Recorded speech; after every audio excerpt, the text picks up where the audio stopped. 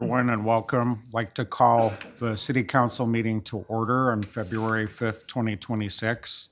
Shawnee, would you please call the roll? Bates, Here. Mangum, Here. Nichols, Here. Paulson, Present. Satterfield, Here. Swanson, Here. Dahlquist. Here. All right, and in a half a moment, I'll ask you to stand for the Pledge of Allegiance, but just a note that if you could please remain standing because we'll have an invocation right after that from Pastor Nancy Pearson representing the First Presbyterian Church. I pledge allegiance to the flag of the United States of America and to the republic for which it stands, one nation, under God, indivisible, with liberty and justice for all.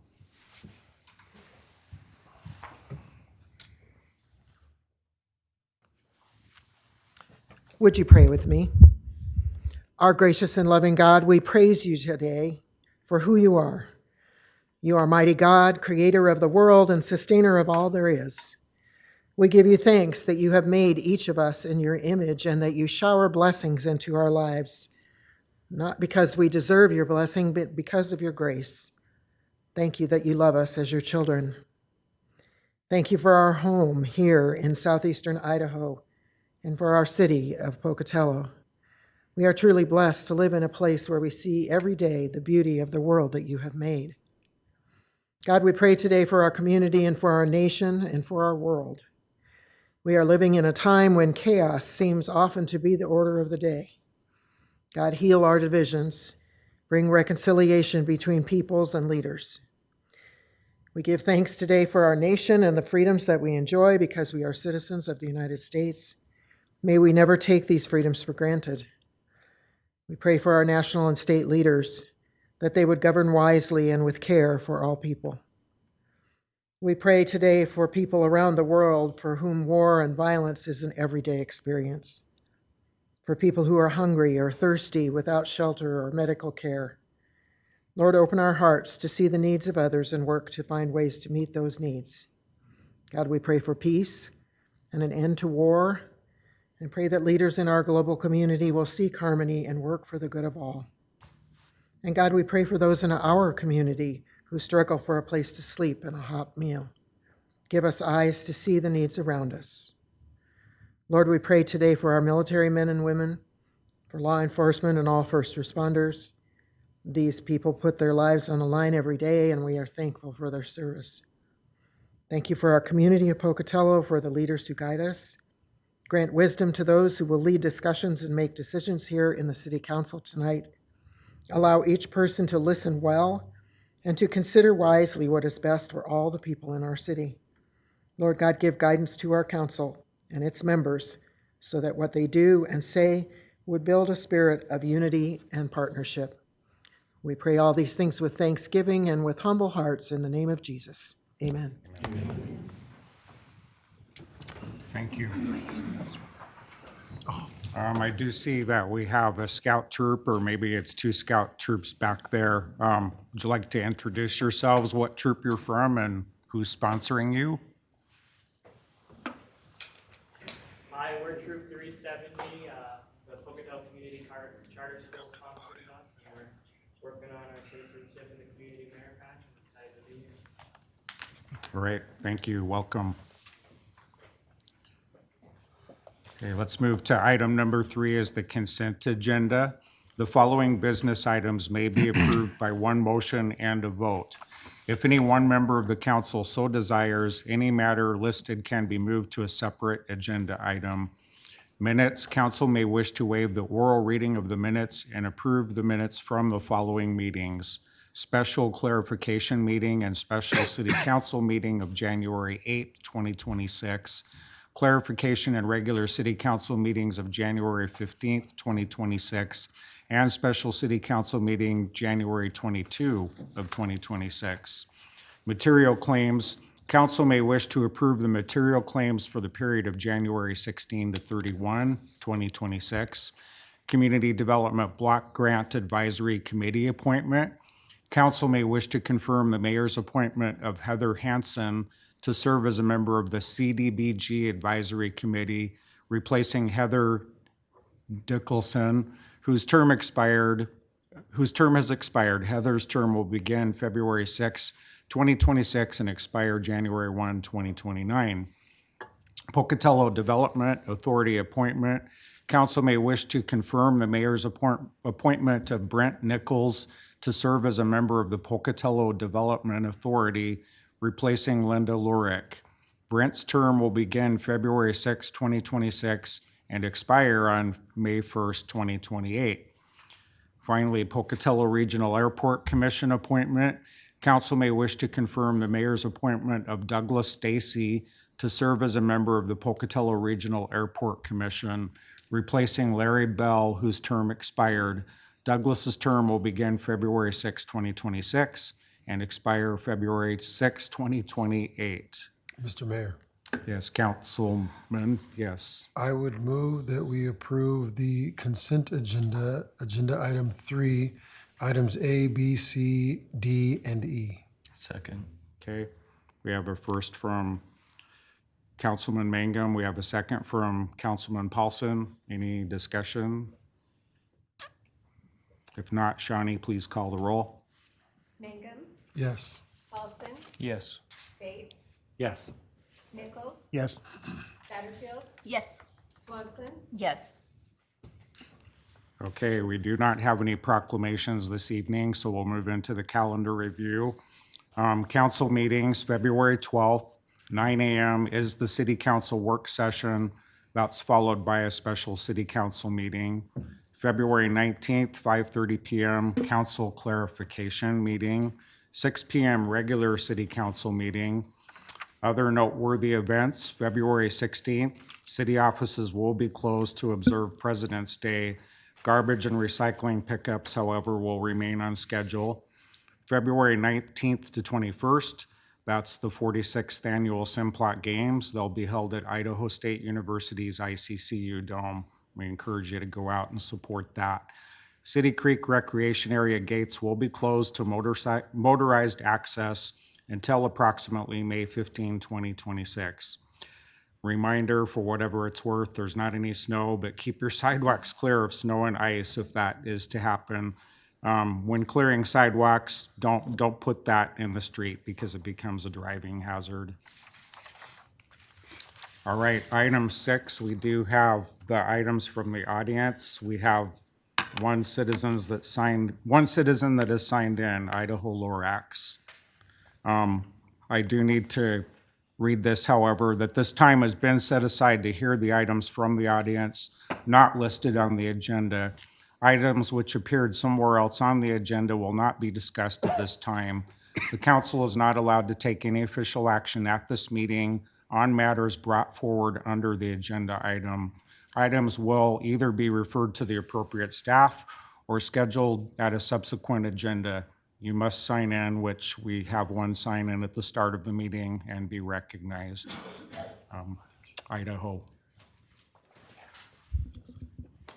It used to be at the end. No, thank you, making it earlier. Basically, what I write on there, take it back. Yes, we need to take the town back. And basically, for anybody who knows me, everybody does apparently around the world, because I save millions of lives. But basically, we got to clean up Pocatello. Students want it. Everybody wants it. They don't want to graduate from a college. They'll be, where are you from? Oh, Fukushima. Oh, you went to Uranium University. Get a job somewhere else. And they don't want it. They want to clean it up. Now, we have a state legislature that kind of holds bar over the president, but they do not control the students, and the students want it. Sometimes it is the Gen Z and the younger people who are going to change the world, and I will help them. And I am helping them. So am I willing to help you as well? Ms. Satterfield, because that was an area that there was a reason why nobody built homes up in that area, because that's where it all went every year since 1942. So anyways, we got high-tech stuff now, got help from other countries. Want to help you be able to do this, make this place as safe as you can and not a bunch of lies and misinformation about we're the greatest city in the world and how much money was spent on all that advertising to do that. And I love going after those kinds of people because I'm a truth sayer. And I always tell the truth. Our media does, and it's quite large, and I am. So I just want to let you know, for whatever reason you got voted in here, we're going to try to change this community for the better, for the healthy, and the corruption that I see, because I go door to door. And I see it. People share with me constantly. I bet I've been to many more doors than any of you guys, Paul, put together. And so, and not just here. Other county, Twin Falls, Magic Valley, Boise, you name it. I have got my fingers on the pulse of this state, and they're not happy. I just have to say I'm running for independent, and I don't care if they voted for Trump. Give me that. I'm signing that. That's it right there. They're unhappy people in lots of levels. So that's all I had to say. Was there a time limit? There is, you have 43 seconds left. Oh, let's see. I don't need to go the whole But if minute. you're finished, that's I great. think you just got to decide whether you want to learn from us, work a little bit with us, get people together like I am with other places and communities and university, and let's make a better place for real. Thank you. Thank you. All right, agenda item number 7 is a public hearing regarding annexation and zoning map designation.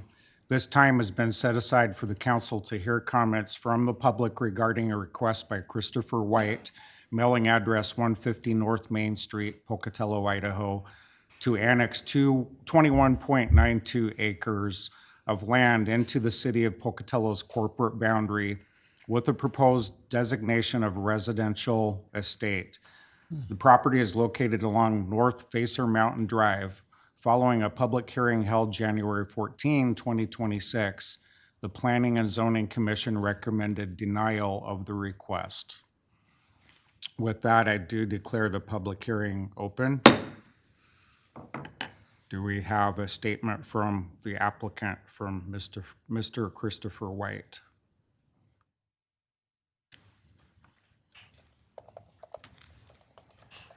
My name is Christopher White, and I'm here with part of the application for annexation.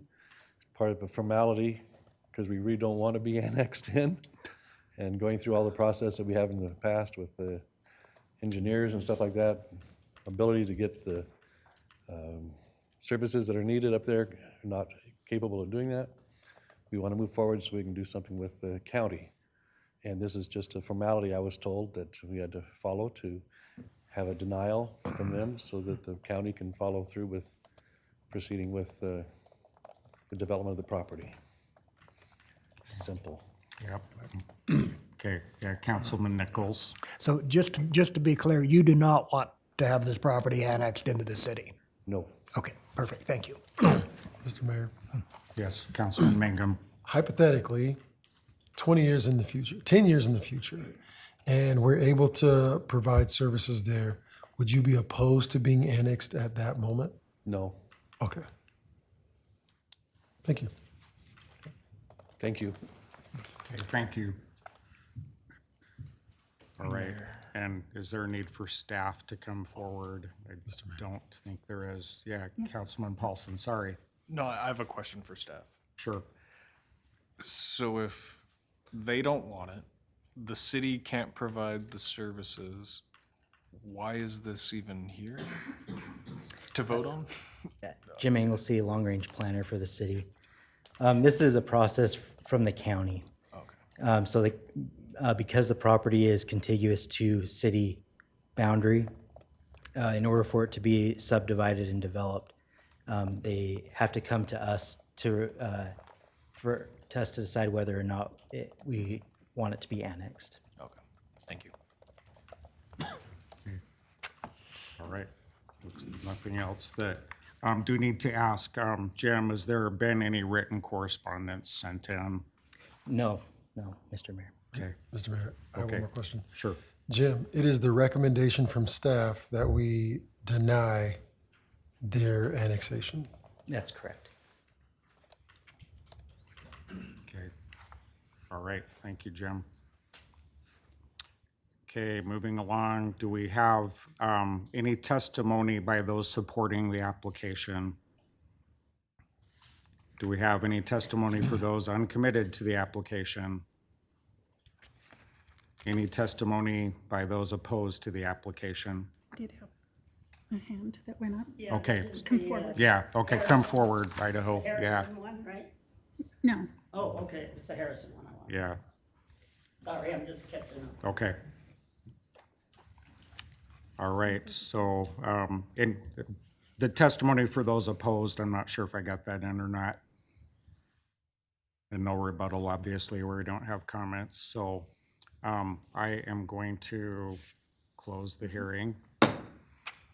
And then we are going to, is there a motion by the council on how would you like to move forward? Mr. Mayor, Yes, I would move that we would deny the application for annexation as outlined in Agenda Item 7. Second. okay, we have a first by Councilman Mangum to deny, a second by Councilman Paulson. Any other discussion? Okay, yes, Councilman Nichols. Do we need to include in that the zoning map designation? Or does just denying the annexation include that as well? Yeah, it does include it as well, you know, Jim is saying. Okay. Okay, thank you. Okay, all right, thanks. All right, so no other discussion. Shawnee, please call the roll. Mangum, Yes. Paulson, Yes.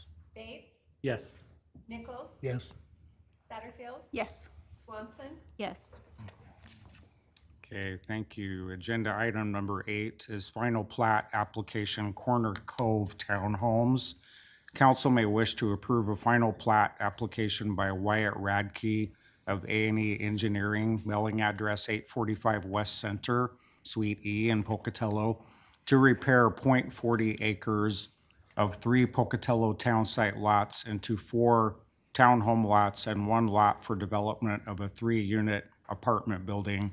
The parcels are generally located at or near 1737 North Harrison Avenue. The Planning and Zoning Commission recommended approval of the application. Okay, so we have Wyatt.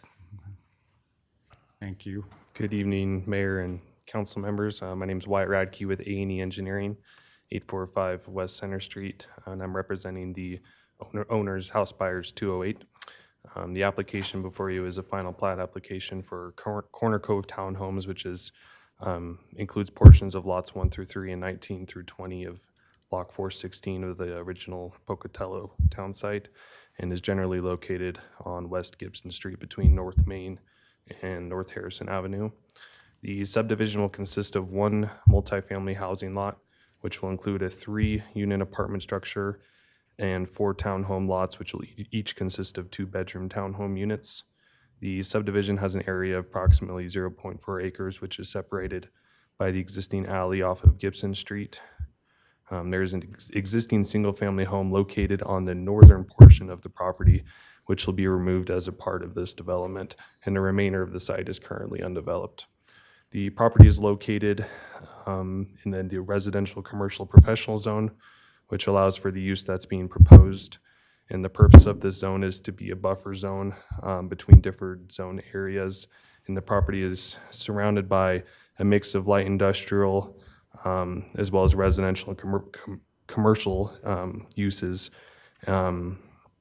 which makes the proposed use a good match for the residential commercial zone as it's intended. The subdivision has been designed to meet all city ordinances, including minimum setbacks, lot size, off-street parking requirements from the alley, and right-of-way improvements, including landscaping. And the development will utilize existing sewer and water from North Main and North Harrison, and as well as the alley. And I'd be happy to answer any questions that you guys have. Okay, looks like Councilman here. No. You don't, okay, I do for staff, but all right, Thank you. Oh. okay. I think this, I think you're the right person to ask. So right now, on that land, how many homes, how many residences are There's there? one, so the subdivision boundary is kind of in 2 parts separated by the alley, and one of those pieces currently has a single-family home. I'm not aware of if it's being occupied currently, Okay. but So does that single-family home will be removed, and then replacing that will be, sounds like 3 townhomes, 4 townhomes? There'll be 4 townhomes, and then there'll be a 3-unit apartment structure. So this is really expanding our housing stock? Yeah, Thank you. thank you. Okay, thank you, Wyatt. Okay, well, it's like Councilman Nichols had a question of staff. Staff, right?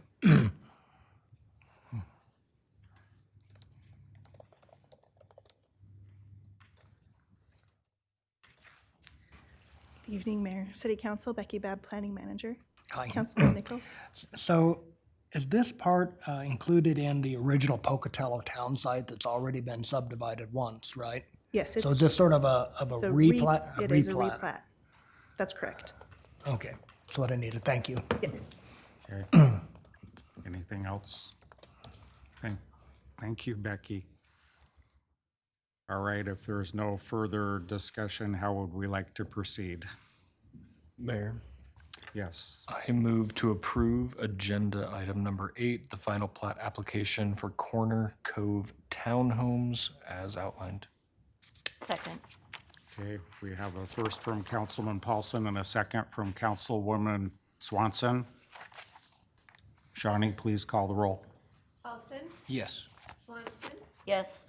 Bates, Yes. Mangum, Yes. Nichols, Yes. Satterfield. Yes. All right, agenda item number 9 is final plat application, Greenfield Meadows, Division 7. Council may wish to approve a final plat application by Pocatello Creek Development Company, represented by Sunrise Engineering, to subdivide 10.27 acres, more or less, into approximately 25 lots for residential development. The subdivision is located at the corner of Owyhee Street and Colub Street and will be known as Greenfield Meadows Division 7. Ryan, did you have some comments? Good evening, Mayor and Council. Great to be with you tonight. Excited to, sorry, I'll give my address, 3363 Iron Bend Drive. Okay, and then, did you say your name yet? I know. Yeah, Ryan Okay, sorry, Satterfield. Ryan. Okay. From Satterfield Realty and Development, and just one item of clarification on the application. The application was actually made under Satterfield Realty and Development. Currently, the land is owned by Pocatello Creek Development, but the application is under Satterfield Realty and Development, just for clarification.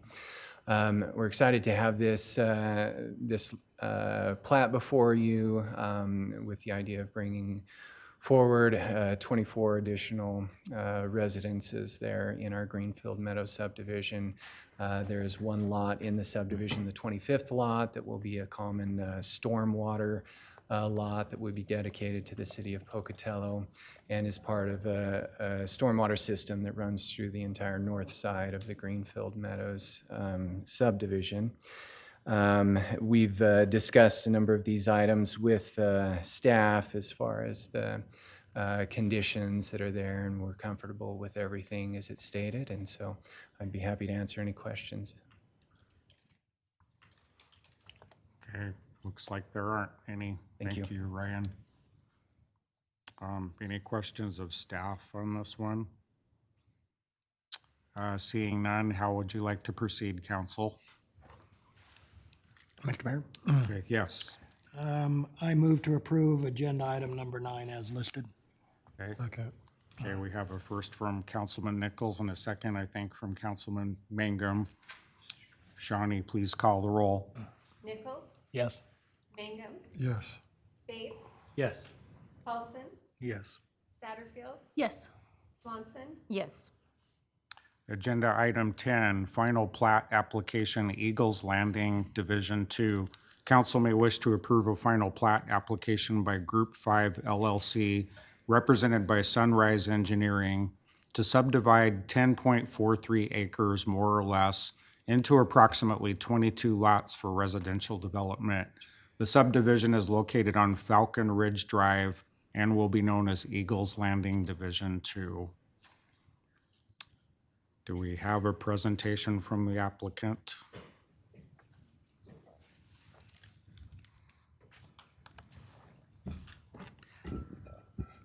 Merrill Quayle, Sunrise Engineering, 600 East Oak. And this application is before you. The original Eagles Landing Division 2 had gone on for a few years. And RMES with Mitch Greer had started that and gone through, and he had a partner that was in California. That partner sold that property, and then Group 5 LLC picked it up. And when they did that, they got an extension for that subdivision to be platted with the city council to extend that out. But there was a little glitch in it that had phase 2 and phase 3 involved. Well, phase 3 from the plat part was omitted out, and the construction drawings, everything else was in. So that's the way it's before you. The subdivision is substantially complete and working on a punch list currently. And we are just asking for the divisions, phase 2 and 3, to be combined all into one plat, which has also been reviewed and ready for signatures. Okay. All right. Do we have any questions? Seeing none, any questions of staff? Right. Council, how would you like to proceed? Mr. Mayor, I would move for the approval of the final plat application for Eagles Landing Division 2 as outlined in Agenda Item 10. I second. Okay, we have a first to approve from Councilman Mangan and a second from Councilwoman Satterfield. Shawnee, please call the roll. Mangum, Yes. Satterfield, Yes. Bates, Yes. Nichols, Yes. Paulson, Yes. Swanson, Yes. Agenda item 11, another plat application, short plat application, elevation 5,000, Division 2. Council may wish to approve a short plat application by Billy B. Isley, represented by Sunrise Engineering, to subdivide 1 acre more or less into 4 lots with a continuation of open space. The property is located at approximately 2227 East Center Street and will be known as Elevation 5000, Division 2. Looks like we have Billy here. Yes, my name is Bill Isley. This was a little leftover piece of property. When we developed the upper part of Center Street to Vista, and that road is in now, you can drive through and connect. There was a piece that wasn't included in the Elevation 5000 townhomes because we may have had to take Center Street and bend it around a corner that belonged to Angelo Treyas in order to make the road go through, because right there is where 4 quarter sections came together. And Angelo owned one that went all the way out to the water line, and the city never got an easement to come through there. I talked with Angelo, he deeded the property to us, not for free. And so we were able to keep the street on alignment when it went in. So then the property goes back to Elevation 5000, and technically we have to call it Elevation 5000 Division 2, and it has 4 lots. There'll be 2 duplexes, but they're individually owned, to go with the rest of Elevation 5000, so that'll make 28 altogether. Okay, I have a question. sure. Can you describe what's meant by a continuation of open space? Yes, in the original plat, there's an awful lot of open space in the townhouse development, plus we're on the hill, and so you have acres and acres that can't be used for anything. And since they're adjacent, the common area will just continue from Division 1 in and through Division 2. So it's continuation of a common area? Okay. Mr. Mayor. Sure. Mr. Isley, you've been working on this for a while. Not as long as the city. They wanted that road built in 1977, but it's been a while. Yeah. All right, any other questions? Okay, Thank Thank you. you, Bill. Right, any questions of staff? Okay, council members, how would you like to proceed? Mr. Mayor, I would move for the approval of the short plat application for Elevation 5000 Division 2 as outlined in agenda item 11. Second. All right, we have a first to approve from Councilman Mangum and a second from Councilman Paulson. Shawnee, please call the roll. Mangum, Yes. Paulson, Yes. Bates, Yes. Nichols, Yes. Satterfield, Yes. Swanson, Yes. Agenda item 12, another short plat application. This one is for Cahoon Landing. Council may wish to approve a final plat application by Alameda LLC, represented by Jose Nava, to subdivide .40 acres more or less into 3 lots. The property is located at 700 West Alameda Road and will be known as Cahoon Landing. The proposal is a replat of Brennan Cahoon Acres located in a portion of Lot 8. Staff finds the proposal compliant with all applicable standards and recommends approval with conditions. The applicant like to address the council? Good evening, Mayor and council members.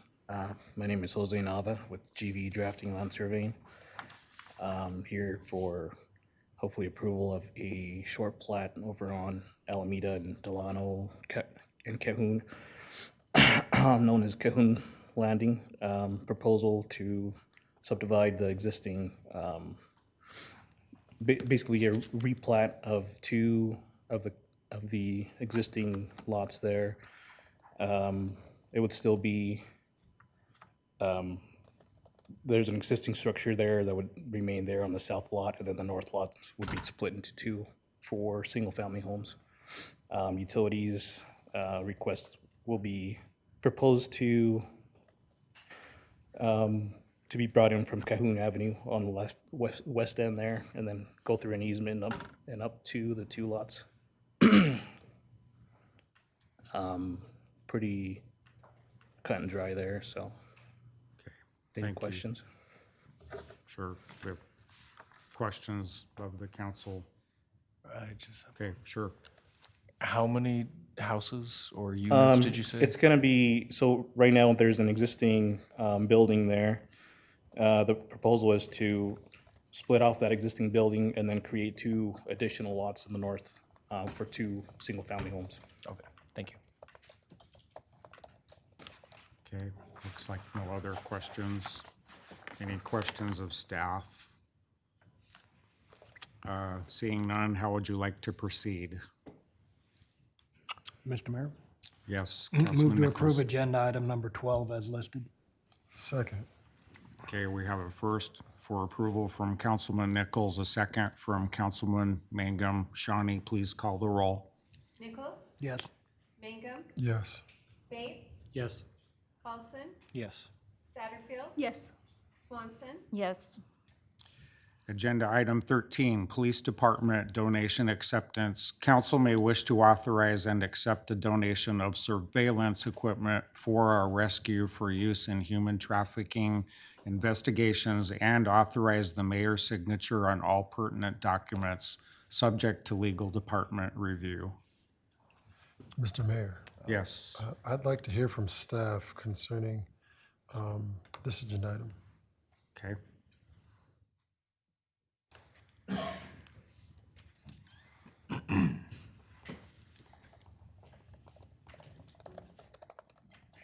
Mayor, Council, Bill Collins, Police Department. Can you give me some background on the devices that are being, not the devices, but just on what's being proposed here and what you're accepting? They're as a items donation? for conducting surveillance and ongoing investigations in regards to human trafficking. Is human trafficking a pretty big problem within the city of Pocatello? Do we have issues that we're tackling? Well, I can't say it's a huge problem, but it is a problem. It depends on which side of the field you're playing. We do have victims of this that come through our city, and we're trying to protect them.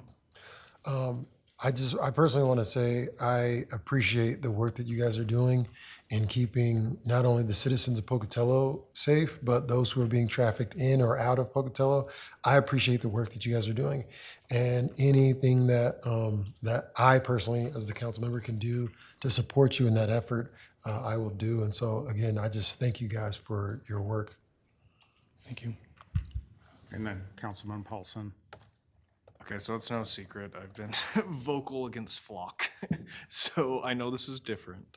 However, like, is this real-time data being shared to the feds, to the state, in any sort of capacity in that regard? It Or is is. this like on a case-by-case basis for only human trafficking if there's a tip?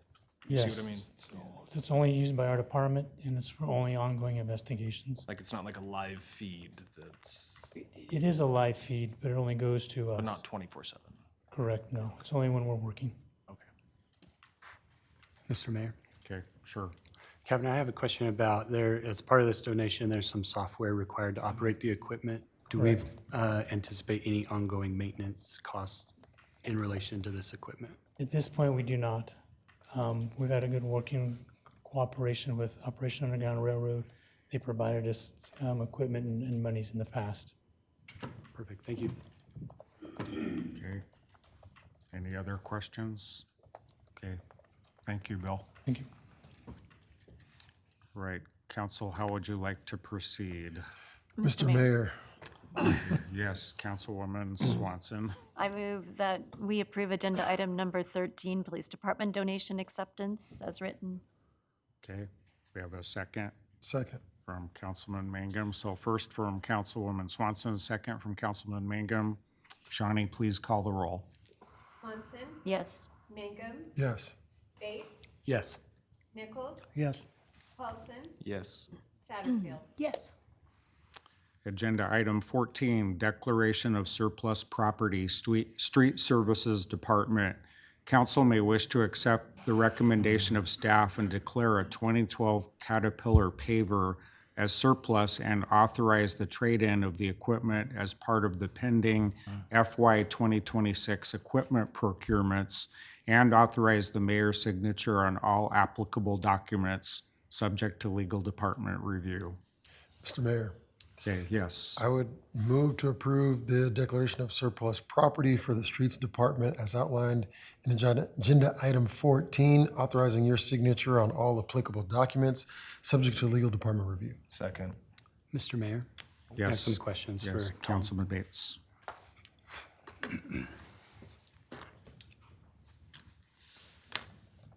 Good evening, Mayor and Council. Tom Kirkman, Public Works.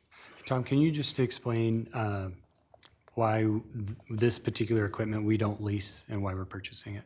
Yeah, so leasing is a very strategic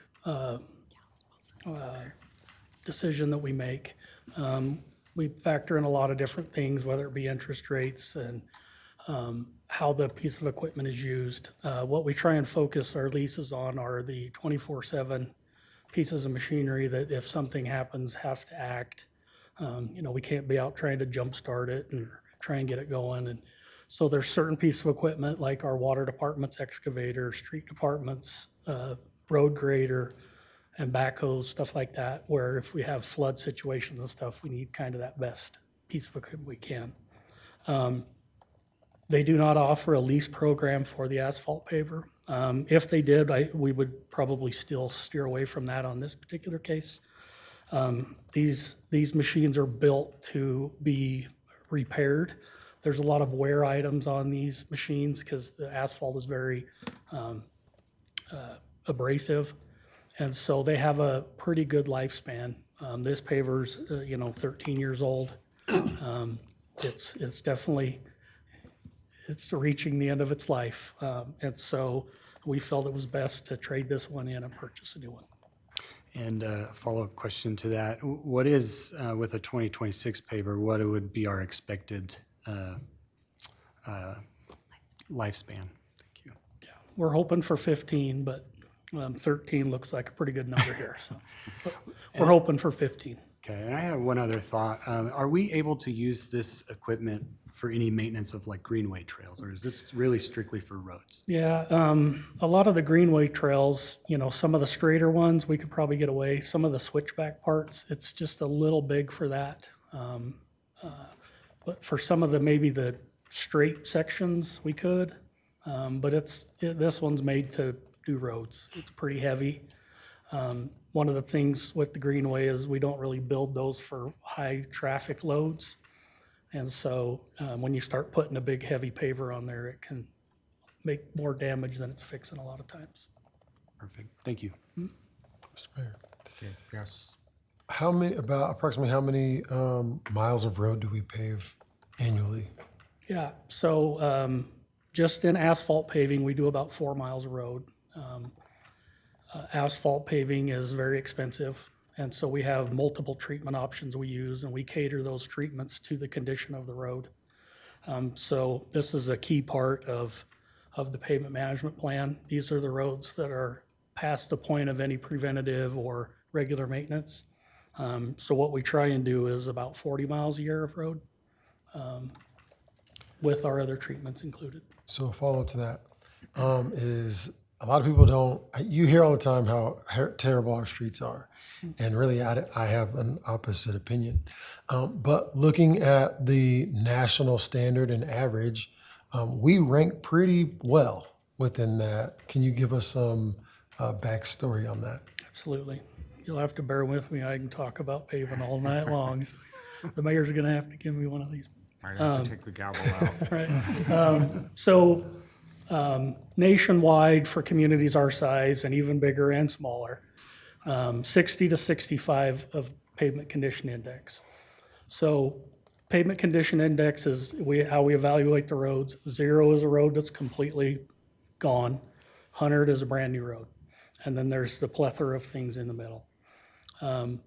So the national average is about 60, 65, which is pretty good. I mean, it doesn't sound good based on grade, it's like a D or whatever. But we just had our roads professionally surveyed. We've done that the last 15 years, every 5 years. We have those professional surveyed, so it takes the subjectivity out of it. It's a third person. It's very technical. It's laser scanned. And this particular evaluation came back at a 75, which we were really happy about. It puts us well above a lot of communities nationwide. So we're pretty excited about that. And we have our roads, as street department is running through the town, we kind of scan the roads ourselves to know where we have issues or where we might need to do some maintenance, correct?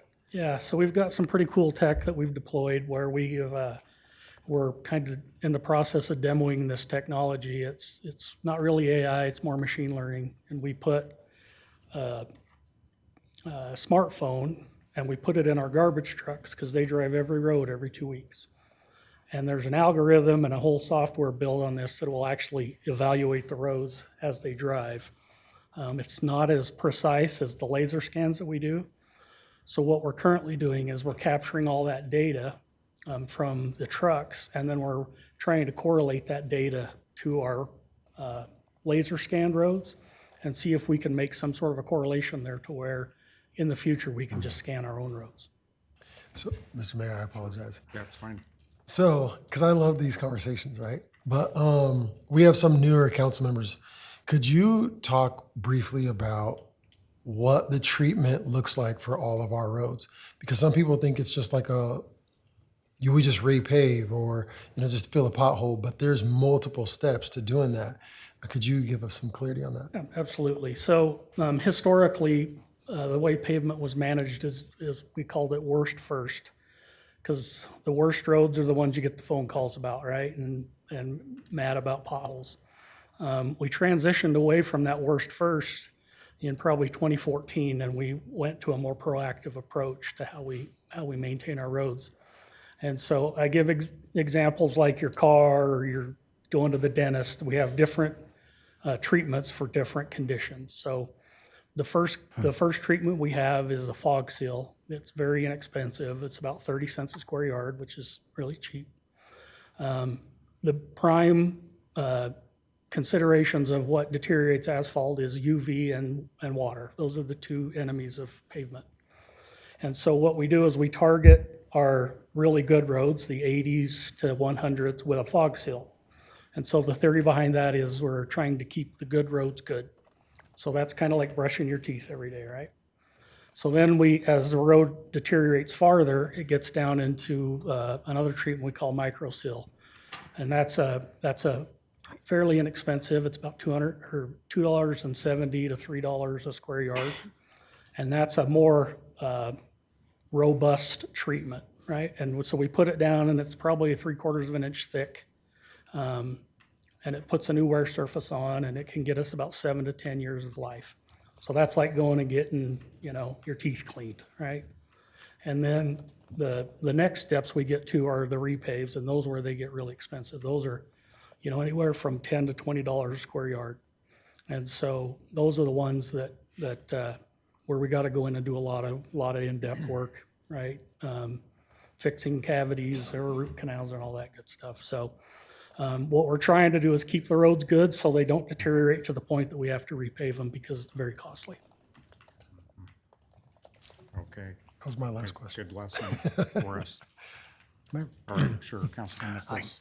So on your garbage truck scans, let's say that the scan discovered a huge pothole.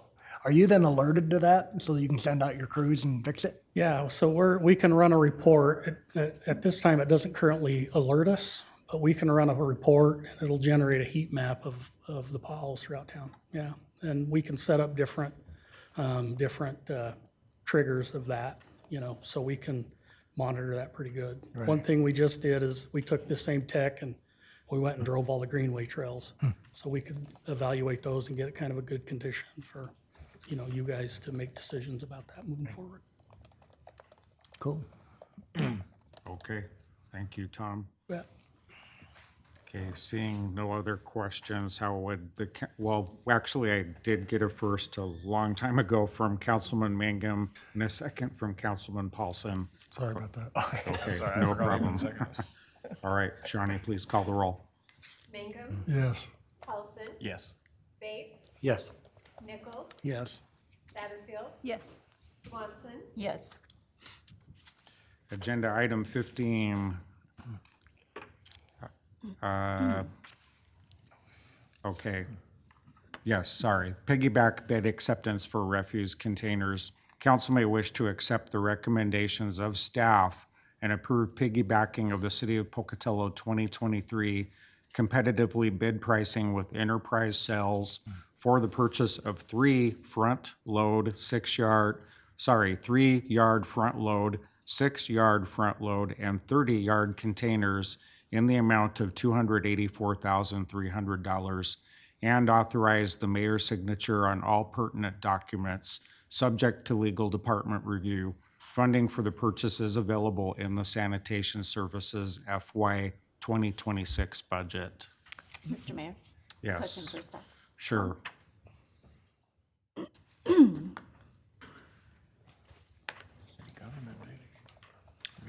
Would you please explain what a piggyback bid is? Absolutely.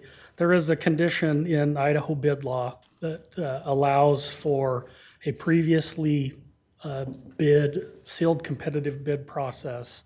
If someone in the state of Idaho has done that process, we have the ability to piggyback off of that bid. And so what that allows us to do is it saves us quite a bit of time and manpower. Preparing bids is very difficult, or time consuming, I should say, and there's a big timeline that is attached to that. And so what we've really seen is a benefit to this piggybacking throughout the state. And then we also have national groups that we're members of where we can actually piggyback assets from the national level. Mr. Mayor. Sure. Not only does it save us time, but it also saves money, correct? Absolutely. Yeah, that's a great point that I missed. What's nice about these co-ops that we use, it's a nationally bid product on some of these. And so we can piggyback, let's say a garbage truck way cheaper because of the volume that's being sold across the country than it would be just for us to write a bid and hope for the best, so. So if Boise buys a fleet or a set of 6-yard front loads for, I'm just pull a number out of the air here, for $10,000 each, we also are eligible to receive that pricing from the same vendor Correct. without going through the repetitive bid process. Correct. Okay, thank you. And we do that a lot, speaking of Boise, with our police cars and some of our vehicles. They have a large cooperative in Boise that makes big bid packets, and so we can use that. Thank you. Okay, yeah, Councilman Nichols. Hi, Tom. Hey, so it looks like we're doing buying 212 bins. Can you explain why we need 212 bins, how we're going to use those? Absolutely. So we can start at the top with the 30-yard containers. That right there is just kind of a benchmark of our growth. Our roll-off business is booming, and those are usually tied to development, construction sites. I think it was back in 2015, we would do about 16 roll-offs a day, and we're at close to 50 on a pretty regular basis. So that part of our business has really exploded on that. 6-yard front load containers, we're doing 50 of those. So about 18 or 19, we made a shift on how we collect commercial garbage. We previously used rear load garbage trucks for our permanent commercial routes. And this is to dump like containers behind a restaurant or a convenience store. The problem we've had with those for quite a while was that it requires 2 operators. It's pretty dangerous. They have to back into them, so there's not a lot of visibility. It's not great. But we had a lot of injuries to our crews from hooking up those dumpsters in the back to cycle those through. So we switched where we could to front load containers and front load trucks. And so as we've lifespanned out the rear loads, we've replaced them with front loads to the point now that we have only one permanent commercial route that is a rear load. That one we're never going to be able to get away from because it's in the alleys downtown and stuff like that with the low hanging power lines and front loads. You usually don't have wheels on the front load containers, so it's hard for them to maneuver in an alley and all that. And so for the foreseeable future, we're going to be using front loads as much as we possibly can. So the 3-yard front load container order is our biggest order. This was a little strategic as well. We purchased the last of our front load trucks this year or the end of last year, I can't remember, but and this is taking over that last route to get us down to 1. And so we needed a pretty good slug of 3-yard front loads. What we have been doing is trying to keep them alive. Some of these are from the 70s and 80s, and we've done some repairs, and we've tried to retrofit them to work on the front load. But this is part of the plan to phase those containers out and get some new stock. Great, thank you. Yeah, Councilman Bates. Tom, where do we sit at as far as our capacity for our flatbed trucks with the 30-yard containers? Absolutely, yeah. So we just performed a rate study. We're a couple years into our rate study, and that was something that we definitely stressed with our consultants when we were doing that, is the volume of our roll-off containers are going pretty high. And so those purchases for those roll-off trucks, those flatbed trucks you're talking about, were definitely rolled into that rate study. And so I believe we bought 3 of them in the last 2 years, which is a fair amount. But we've also kept a couple of the older ones that we may have traded in just for spares, for just in case. And then we're going to reevaluate this summer, see if we keep growing the way we're growing, and if we are, then we'll probably keep those until we get some new ones. So do you foresee the need for at least one additional truck in FY27, or where do we sit as far as the amount of roll-offs we're doing? Yeah, can I get back to you on that? I can't remember. Yeah. I'd have to pull that up. But yeah, roll-offs we're probably going to be getting maybe residential's a couple, roll-offs a couple. So, yeah.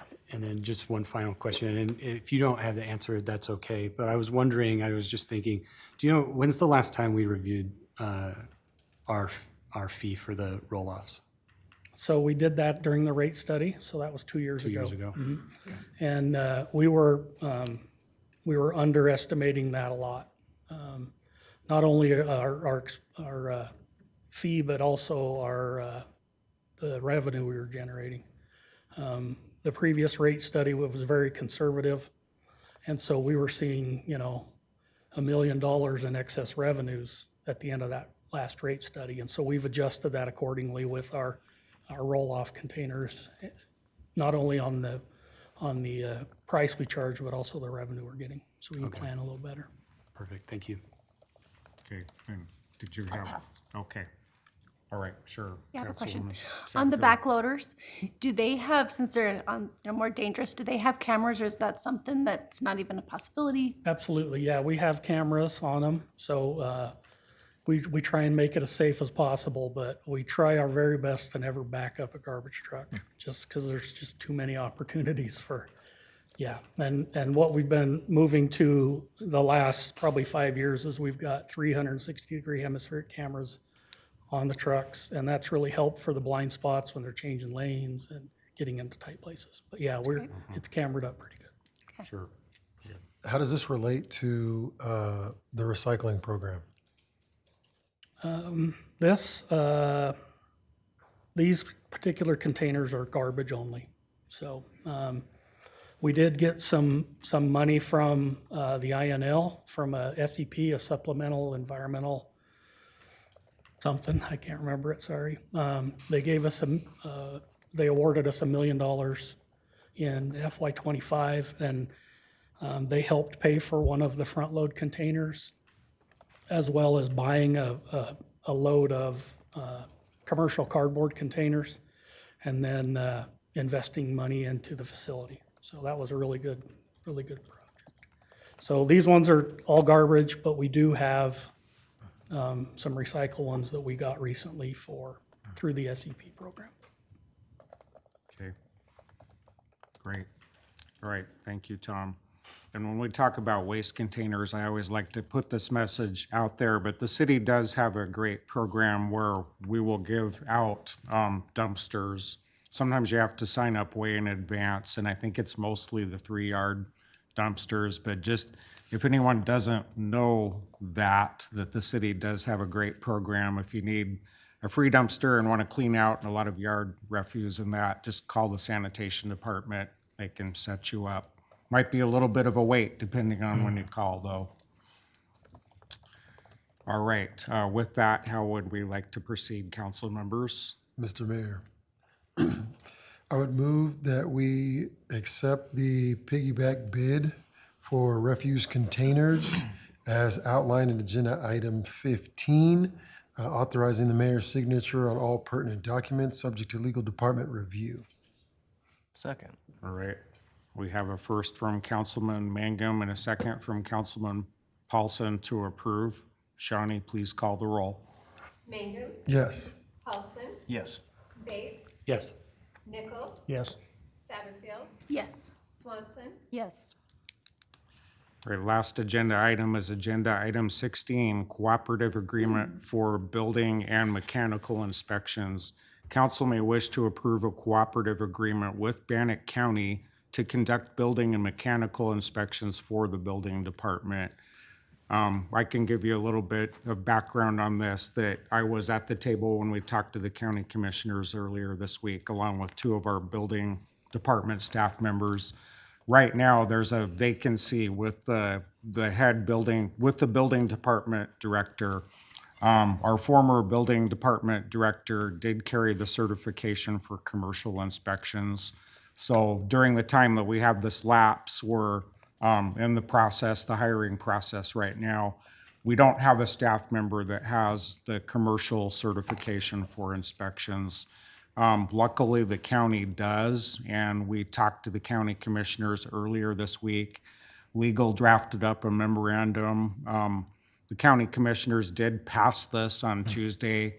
They're going to allow the city to borrow, if you will, the commercial building inspector. The county will collect 75% of the fee and the city will retain 25%. So we're thankful for that cooperative agreement. Yeah, Councilman Nichols. And this is just temporary until we get our own guy It in place, is, person yeah, in so place. hopefully a pretty short lifespan, but just to move these projects along, it's really critical, even if it's just for the short term, to have this. Great, thank Mr. you. Mayor, Yes. it looks here, we have a 30-day window to be able to terminate this agreement, correct? We do. Okay. And I don't foresee the MOU or the contract going on that far, but 12 months, we have it for 12 months, but anticipation to remove that much earlier. Mr. Mayor, Yes. did Bannock County have any concerns about meeting our capacity for inspections? Will there be delays or? Yeah, they didn't. The inspector, Hal Jensen, I believe, he was there, and they had the very same question about capacity, and he said as long as he has a day or two notice, it's okay, and he can get to them timely. It may take like a day longer than maybe at the city, but he said himself that there weren't concerns with capacity. Mayor, Yes. fee schedule wise, how comparable are their fees to our fees? Are we, and then for 75 to the 25% difference, are we going based on our fee or their fee or whichever is higher or what? Yeah, How well, does that work? the 25%, that was just calculated for our overhead and our fixed cost, and determine 75% for the staff time. As far as costs, I don't know if there's a staff member here that knows that. I'd have to, the cost comparison, I'm not sure. I think that's reasonable because they're doing the majority of the heavy lifting there. I just would be interested to know, are we going based on our fee schedule or based on theirs? It's our fee schedule. Okay, based on our Yeah, fee schedule. sorry, Okay, yes, it's our okay. fee schedule. Okay. But how that compares to theirs, I'm not sure, but it is basing off the city of Pocatello's. Okay. Mayor. I would move to approve agenda item number 16, the cooperative agreement with Bannock County to conduct building and mechanical inspections for the building department. Thank you. Do we have a second from Councilwoman Swanson? A first from Councilman Paulson. Shawnee, please call the roll. Paulson. Yes. Swanson. Yes. Bates. Yes. Mangum. Yes. Nichols. Yes. Satterfield. Yes. All right, with that, we are adjourned. Thank you for attending.